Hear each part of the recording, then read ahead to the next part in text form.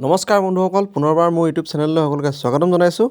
আজি মই আপোনালোকক পুনৰবাৰ বৈৰাগী বাবাৰ থান দেখাবলৈ বিচাৰিছোঁ। শদিয়াৰ শ্ৰী শ্ৰী বৈৰাগী বাবাৰ থান। বৈৰাগী বাবাৰ থানৰ লগত জড়িত অন্য এটি ভিডিঅ' মই আগতে বনাইছিলোঁ। তথাপিও আজি এবাৰ বৈৰাগী বাবাৰ থান দৰ্শন কৰোঁ বুলি ভাবিলোঁ, কিয়নো এই বৈৰাগী বাবাৰ থানৰ বহুতো মহত্ব আছে।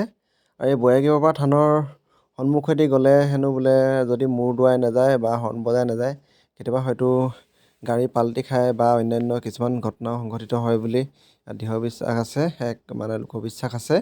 আৰু এই বৈৰাগী বাবাৰ থানলৈ বুলি সেইবাৰ আহিছিলোঁ। ভিতৰলৈ সোমাই যাওঁ। আজি এগছি বন্তিও বৈৰাগী বাবাৰ থানত জ্বলালোঁ।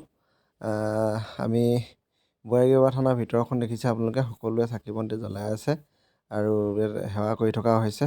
পুৰোহিত দুজন আৰু ইয়াত পূজাৰী দুজন আছে। তেওঁলোকে ইয়াত ধুনীয়াকৈ সজাই পৰাই ৰাখিছে। বৈৰাগী বাবাৰ থানত সাধাৰণতে পাৰৰ বাসস্থান, পাৰ বহুত আছে। আৰু এই বৈৰাগী বাবাৰ থানত ইয়াত দেখিছে থাপনাখনতে ধুনীয়াকৈ সজাই ৰখা হৈছে। আৰু বৈৰাগী বাবাৰ থানৰ মণিকূটত আৰু বৈৰাগী বাবাৰ থানলৈ হেনো বোলে বাহিৰৰ মানুহ আহে। এই চাৰিওফালে দেখাবলৈ চেষ্টা কৰিছোঁ। বাহিৰৰ মানুহ মানে আমেৰিকাৰ পৰা মানুহ আহিছে বুলি কয়। আৰু বৈৰাগী বাবাৰ থানৰ কথা মই যিহেতু আগতে এবাৰ উল্লেখ কৰিছোঁ যে আপোনালোকে যে বৈৰাগী বাবাৰ থান সাধাৰণতে আহোম ৰজাৰ দিনত আনন্দ আৰু মহানন্দ নামে দুজন মানুহ আহিছিল ইয়ালৈ।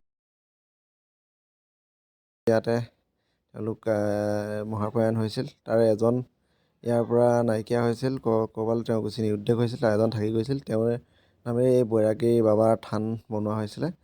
এইখন দেখিছে আপোনালোকে বৈৰাগী বাবাৰ থানৰ যিটো মূল মণ্ডপ, যিটো এটা মূল গৃহ, সেই গৃহটো দেখাইছে। এজন ব্যক্তিৰ মুখে শুনো আহক।